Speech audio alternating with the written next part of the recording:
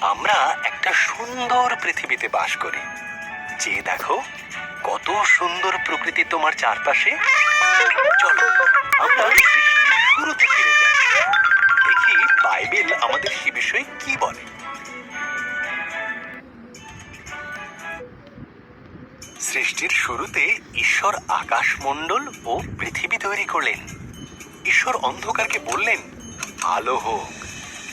এই আলোকে তিনি নাম দিলেন দিন, আর অন্ধকারকে নাম দিলেন রাত্রি। প্রথম দিন শেষ হলো।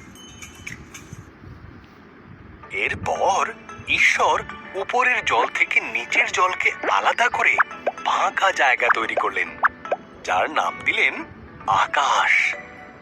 দ্বিতীয় দিন শেষ হলো। ঈশ্বর সমস্ত জল একত্র করলেন, এর ফলে শুকনো জায়গা দেখা দিল।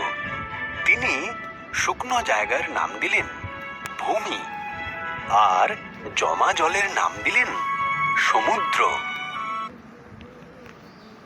এরপর ঈশ্বর আকাশে বিভিন্ন আলো তৈরি করলেন, দিনের জন্য সূর্যকে আর রাতের জন্য চাঁদ ও তারাদের তৈরি করলেন।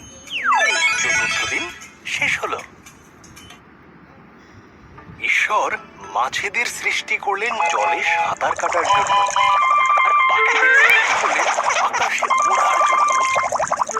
তোমাদের সন্তান হোক, তিনি তাদের বললেন, তোমরা বংশবৃদ্ধিতে ও সুরে পৃথিবীকে ভরিয়ে দাও।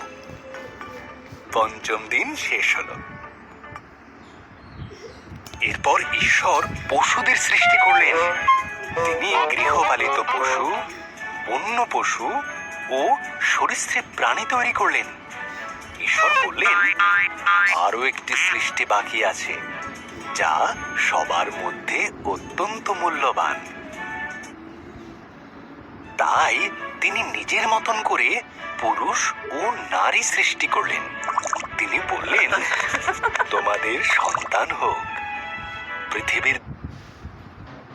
এরপর ঈশ্বর দেখলেন তাঁর সমস্ত সৃষ্টিকে খুব সুন্দর। তিনি বললেন, এই সপ্তম দিনে তিনি বিশ্রামে গেলেন এবং দিনটিকে স্মরণীয় করে রাখলেন। সপ্তম দিন শেষ হলো।